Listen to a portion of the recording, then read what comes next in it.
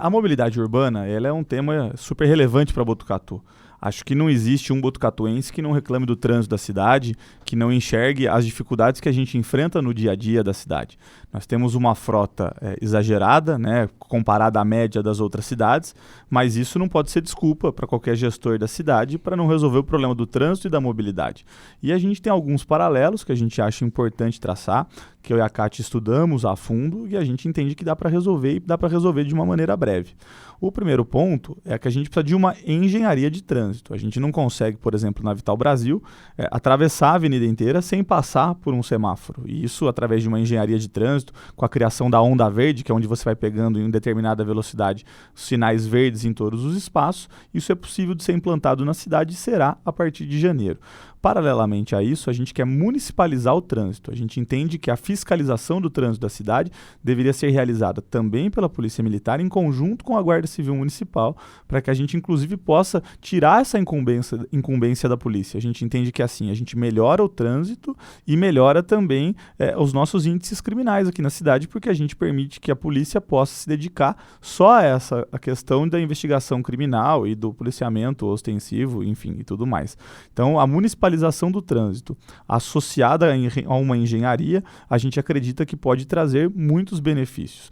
E a gente não pode falar de trânsito em Botucatu sem pensar nos principais acessos da cidade. Nós temos problemas graves de acesso em Botucatu e em especial nos novos bairros que têm acesso através de áreas que têm rodovia.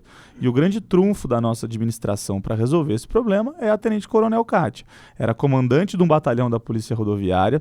Enquanto comandante desse batalhão, estabeleceu uma ótima relação institucional com a concessionária Rodovias do Tietê. Nós já iniciamos uma conversa preliminar com a concessionária para que, a partir de janeiro, a gente possa fazer os trevos de acesso a todos os bairros ali, seja o Maria Luísa, o Santa Maria, Jardim do Bosque 1 ou 2, seja o Jardim Tropical ou outros pontos da cidade que mereçam essa atenção do trânsito. Nós tivemos muitas mortes, em especial no eixo da Gastão da Alfarra, no trânsito de Botucatu, e não dá para o prefeito ficar assistindo isso de braços cruzados. O prefeito da cidade precisa ir atrás de uma solução e eu e a Kátia já estamos correndo atrás disso, porque a gente entende que com um bom relacionamento com a concessionária, ao invés de ficar indo processar a concessionária, de ficar brigando, a gente tem que ter a ousadia de ir até lá, de estabelecer uma boa relação e construir uma situação que possa resolver o problema de Botucatu. E a concessionária está disposta a conversar, seja com um pedido do município ao governo do estado para ampliação da concessão para que ela faça essas obras, ou a concessionária autorizando que o município faça esses acessos nesses bairros. Essa, para a gente, é uma prioridade do trânsito de Botucatu. Outra questão super importante é o nosso transporte coletivo. Nós temos um transporte coletivo que não funciona e ninguém vai me explicar, né? Ninguém vai conseguir me fazer entender o que está acontecendo no transporte de Botucatu. Você faz um decreto proibindo as pessoas de saírem e reduz o transporte coletivo na metade por conta da falta de usuários. Num primeiro momento, isso até pode fazer algum sentido. Mas num segundo momento, onde você vê que as pessoas precisam do transporte coletivo para ir trabalhar, para cuidar dos seus filhos ou para cuidar da sua família, não tem sentido a manutenção desse regime de domingo no transporte coletivo. Hoje, os ônibus de Botucatu circulam na metade. E circulam na metade porque não existe investimento público nesse momento que a gente mais precisa. É uma cidade que diz que economiza, que economiza e que economiza, e essa economia não é voltada para o botucatuense. Isso não tem lógica. Você ganha agora, nesse momento ainda, começa a retomada das atividades, pensando num protocolo pós-pandemia, e você mantém metade dos ônibus nas ruas, isso não tem sentido. Tem gente aqui em Botucatu que fica 2 horas esperando o ônibus no ponto ou dentro do ônibus para sair da sua casa e chegar até o serviço. Não estamos falando da Grande São Paulo, estamos falando de Botucatu. Isso é inadmissível. Isso é uma cidade que está distante do problema da população. É uma administração que não consegue se conectar com os anseios da cidade, que não consegue se colocar no lugar do outro, não sente a dor do povo. E isso a gente não pode mais admitir. Nós precisamos de um transporte coletivo que funcione, ônibus que não quebre toda hora, que não esteja sujo. A gente precisa reconstruir a relação com as empresas depois dessa tentativa de expurgá-las daqui. Elas conseguiram ficar na justiça. Então, querendo ou não querendo, nós temos que conviver com essas empresas e a gente precisa fiscalizar. Fiscalizar de maneira firme, de maneira dura, para que o transporte coletivo possa atender a nossa população. E aí sim, eu não tenho dúvida que municipalizando o trânsito, fazendo reengenharia e transporte coletivo de qualidade, a mobilidade de Botucatu vai funcionar.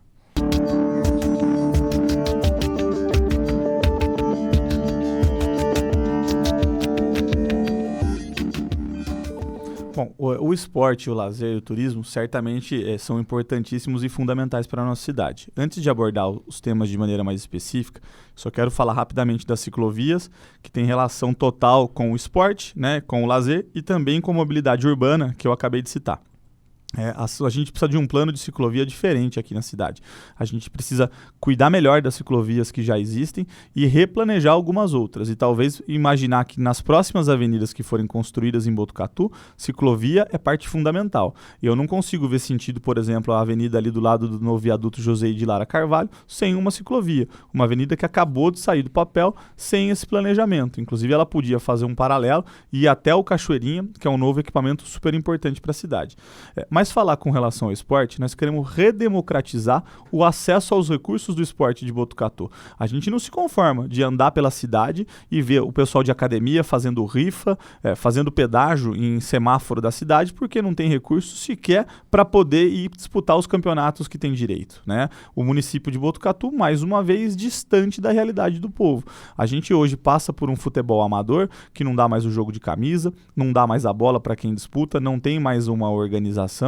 E a gente vê, infelizmente, os recursos do esporte na mão de poucos. A gente entende que isso precisa ser redemocratizado, o acesso precisa ser para todo mundo. A gente quer fazer um convênio com as escolas particulares de Botucatu para que a gente ofereça estagiários e profissionais de educação física nas academias ao ar livre de Botucatu, para que possa ajudar a nossa população a usar de melhor maneira esses espaços. A gente quer fomentar o uso dos espaços públicos, construir novos espaços, porque a gente entende assim, os campos de grama sintético estão sendo feitos em alguns pontos da cidade. São importantes, são bacanas e precisam continuar, mas a gente tem que promover esse tipo de ação na cidade toda. Não pode ser só em alguns lugares. Tem bairros importantes da cidade que carecem de espaços para a prática de esporte. E isso está associado de maneira direta ao lazer. Né? A gente não consegue pensar em lazer desassociado ao esporte.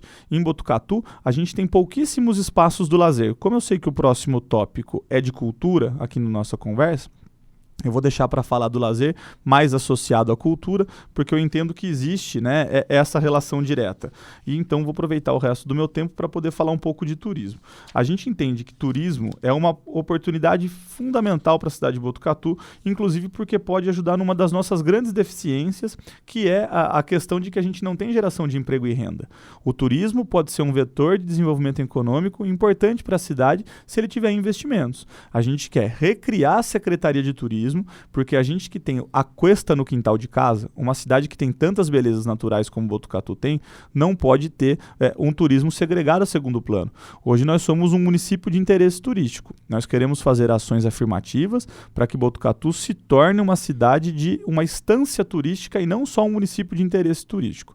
E só faz isso com investimento público. Nós temos duas cachoeiras abertas ao público, o Melvéu da Noiva, que a gente não sabe como vai ficar depois da construção da represa, e a outra é a Cascata da Marta, cujo parque está fechado faz 4 anos. Não dá para justificar um parque público, um grande ponto turístico que não funciona.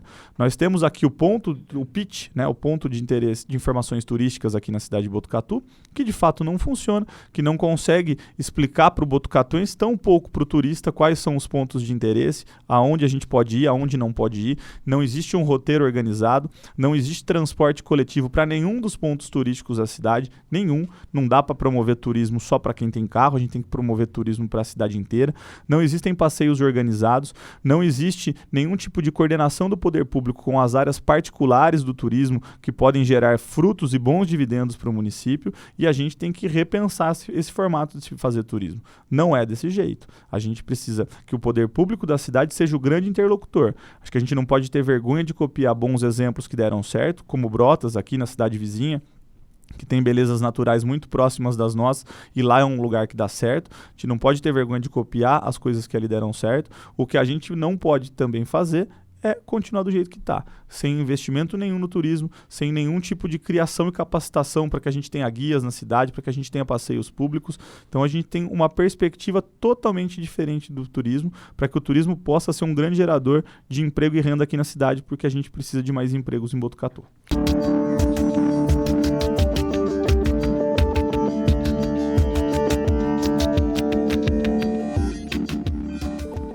Bom, eu vou, como disse aqui na minha fala anterior, eu vou fazer um paralelo da cultura com o lazer, porque a gente entende que isso está intimamente ligado.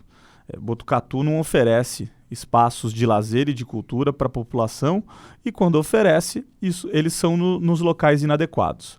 Eu vou começar falando da infraestrutura da cultura.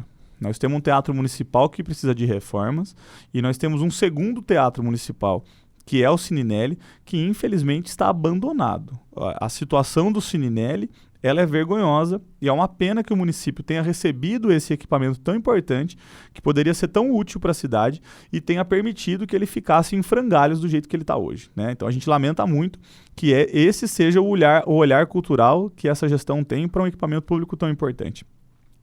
Eu e a Kátia, nós vamos tirar do papel, vamos construir, vamos tornar realidade um centro de eventos. Na minha gestão, nós não vamos fazer nenhuma festa pública no Largo da Catedral. Até mesmo quando ainda não estiver pronto o centro de eventos, nós vamos buscar outras alternativas, porque apesar de entender que a festa precisa ser num lugar democrático que possa atrair pessoas da cidade inteira, a gente entende que não podemos paralisar a vida do centro da cidade, do coração da cidade, por conta de uma festividade.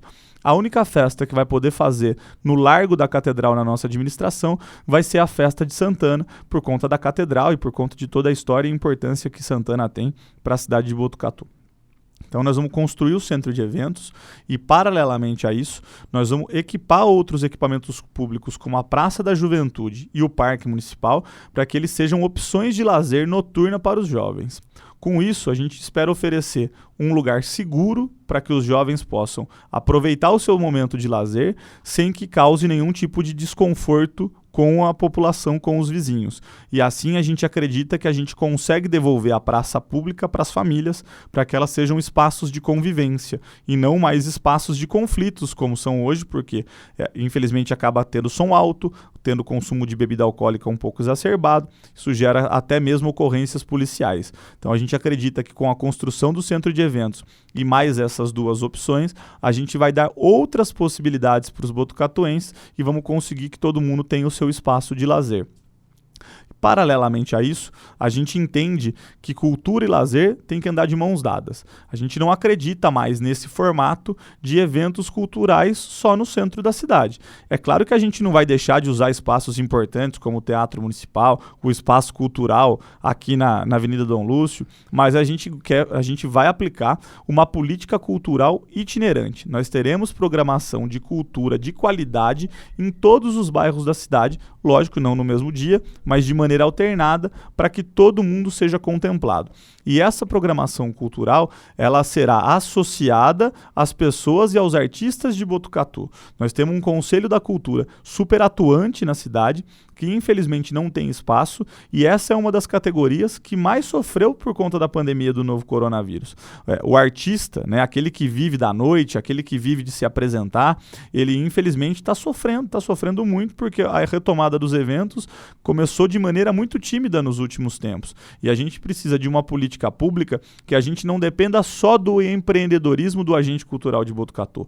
É claro que tem muita gente bacana, gente empreendedora, que sabe tudo de cultura aqui na cidade, mas fazem porque fazem na raça, não porque tem qualquer tipo de auxílio ou de ajuda do município. Nós não temos sequer um calendário definido. A gente não tem um calendário público de eventos, onde cada um possa consultar quando vai marcar a sua agenda para não coincidir com a do outro, e assim a gente possa sempre ter em Botucatu opções de cultura gratuitas e outras não, mas opções de cultura. É isso que a gente defende. A gente defende uma cultura mais acessível. Nós não temos espaço permanente de cultura. A fábrica de cultura que dá certo no município de São Paulo, a gente não tem nem nada próximo disso aqui em Botucatu, e seria super importante que tivesse. A cultura precisa fazer parte do dia a dia do botucatuense de maneira mais plena, mais permanente, o que hoje o poder público infelizmente não oferece nenhuma condição.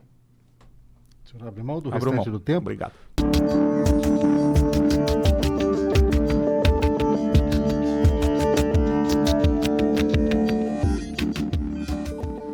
Júnior, obrigado mais uma vez por essa oportunidade. Acho que debater Botucatu é sempre um prazer. As políticas sociais na nossa cidade, elas precisam ser de fato de uma outra perspectiva. Essa é mais uma área que a gente entende que a gente vive do bom empreendedorismo, que a gente vive de ações de algumas entidades e de algumas pessoas de maneira isolada. Eu e a Kátia, nós estamos caminhando os 4 cantos da cidade e a gente não pode negar a nova realidade de Botucatu. A gente podia, num passado talvez nem tão distante, dizer que em Botucatu a gente não tinha favela, a gente não tinha pessoa em questão de vulnerabilidade social, o que hoje a gente já não pode mais afirmar. Nós temos um início de uma favela em alguns bairros aqui na cidade, nós temos um assentamento que a gente também não pode ignorar, né, independente da nossa crença, todo mundo sabe a minha posição política e o quanto eu defendo o Estado de Direito e defendo, inclusive, sempre a aplicação da lei. Mas a gente também não pode ignorar nunca a questão social e a dificuldade que as pessoas passam. A gente está no meio da pandemia e é curioso a gente ter que ficar dizendo isso, porque mais uma vez a gente sente a dificuldade de se colocar no lugar do outro dessa gestão, né, se colocar no lugar de quem de fato precisa. Nós estamos no meio de uma pandemia e os CRAS, que é o Centro de Referência da Assistência Social, que é onde quem mais precisa de ajuda é lá que se socorre, é lá que vai atrás da cesta básica, os CRAS estão fechados. Né, e a gente parte de uma ação complicada, a gente parte de uma realidade difícil, porque aí a gente tem um número para ser atendido e a gente entende que a equipe da Secretaria da Assistência Social entrega o que tem, faz o que pode para ajudar. A gente entende que isso não é culpa nenhuma do servidor, de maneira nenhuma, mas a gente não pode exigir de quem está em vulnerabilidade social de que faça um telefonema, de que procure através de alguma forma na internet o serviço que é urgente. Né? A gente precisa entender essa situação e a gente precisa fazer os investimentos de maneira correta.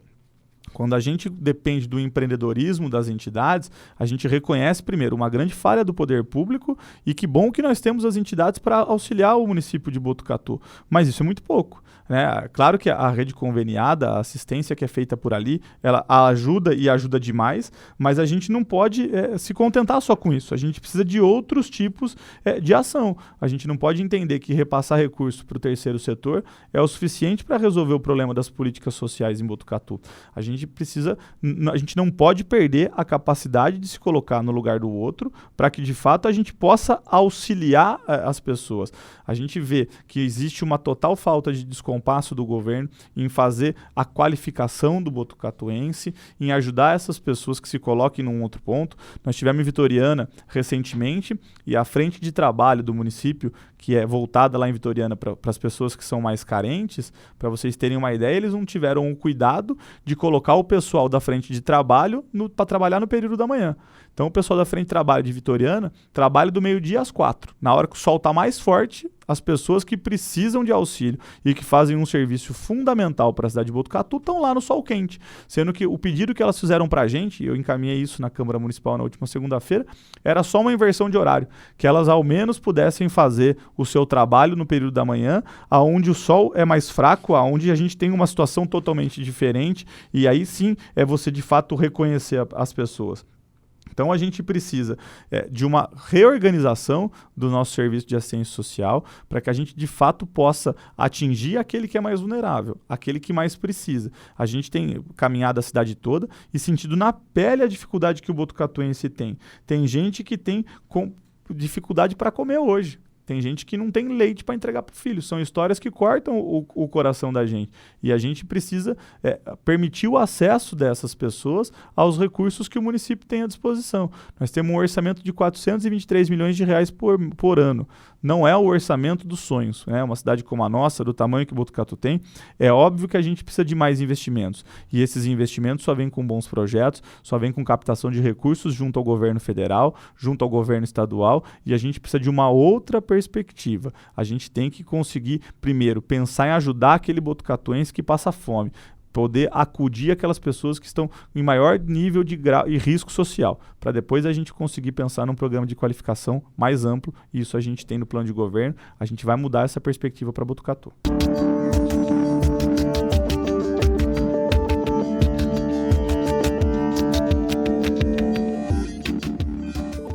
A habitação, para mim e para a Kátia, é prioridade. E ainda mais porque ela depende de investimentos públicos e a gente entende uma nova forma de fazer residências habitacionais para quem é de baixa renda, que a gente entende que é isso que é importante.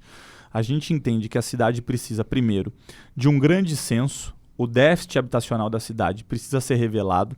Isso não pode depender de feeling de ninguém. A gente tem ouvido o prefeito se manifestar dizendo que o déficit é X, Y ou Z. Só que isso não depende de um estudo técnico. Isso depende do que eles acham e do número de inscrições que são feitas. E aí começam os problemas. Primeiro, o município não fiscaliza. Tem gente que ganha 2 casas, tem gente que aluga, tem gente que abandona.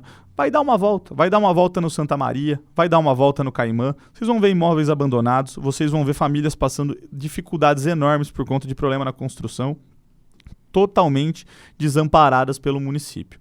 Então, eu e a Kátia, nós vamos moralizar essa questão. A fiscalização vai ser plena e não venha me dizer que não dá para fazer. Dá sim. Eu, pessoalmente, estive na Secretaria Nacional de Habitação, onde eles nos passaram todos os protocolos de como fiscalizar. É só preciso querer. A gente precisa tratar com dignidade as pessoas que precisam das casas. Isso a gente só consegue fazer sendo justo, fazendo uma fiscalização ampla e conseguindo fazer programas de habitação, em especial os sociais, de maneira ampla.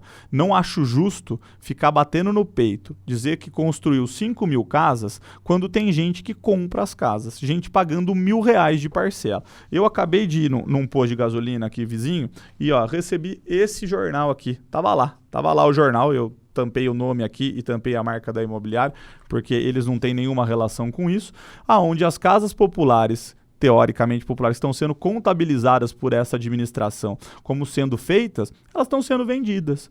Ora, se a gente está pagando a parcela, como é que você pode avaliar isso como uma casa que foi dada pela administração? Isso é uma demagogia muito grande. Vamos ser justos. Se a construtora vem a Botucatu, ganha dinheiro, constrói as casas e vende as casas, e tomara que continuem vindo, tomara que as construtoras continuem vindo para Botucatu para ajudar o município, para poder ajudar a cidade a se desenvolver e para ganhar o seu dinheiro. Não tem nada de errado nisso. O que tem de errado é a demagogia. É a demagogia de dizer que a habitação popular, que é feita pela construtora, que vende essa casa para quem tem condição de pagar, que isso é casa feita pelo município. Isso é uma demagogia muito grande. Não dá para a gente engolir essa e ficar quieto, né? Ainda mais porque a construtora vem e doa dinheiro grande para a campanha eleitoral. E não é para minha campanha não, é para a campanha de adversário. Então é importante a gente restabelecer a verdade, que eu acho que esse é um termo que está na moda aqui em Botucatu. Tem gente que gosta de ficar repetindo esse termo.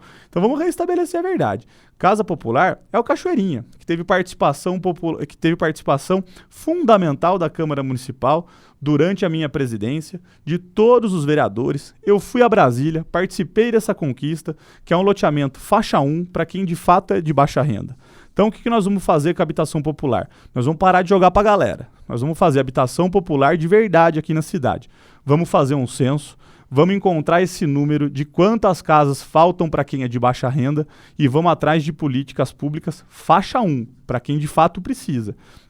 Faixa 2 e 3 também são importantes, mas aí quem faz são as construtoras, que precisam continuar ajudando a cidade e não tem problema nenhum de ganhar dinheiro para isso. Só que no nosso governo, nós não vamos fingir que as casas feitas pelas construtoras e que são para quem pode pagar, que elas são feitas pela iniciativa pública. Isso não é justo com o botucatuense, isso é uma falácia, dá a impressão que é um tipo de disputa interna, um para ganhar do outro. A gente não entende essa lógica. O que a gente entende é que quem precisa de habitação popular de baixa renda em Botucatu vai ter acesso. É para isso que eu e a Kátia vamos trabalhar. Nós vamos fazer um grande censo, vamos restabelecer o contato com o governo federal para que a gente possa ter os investimentos aqui em Botucatu. O que a gente não pode é continuar tendo um governo que não faz projetos, que não vai à luta e que não traz habitação de baixa renda para a cidade, e para isso eu e a Kátia vamos trabalhar.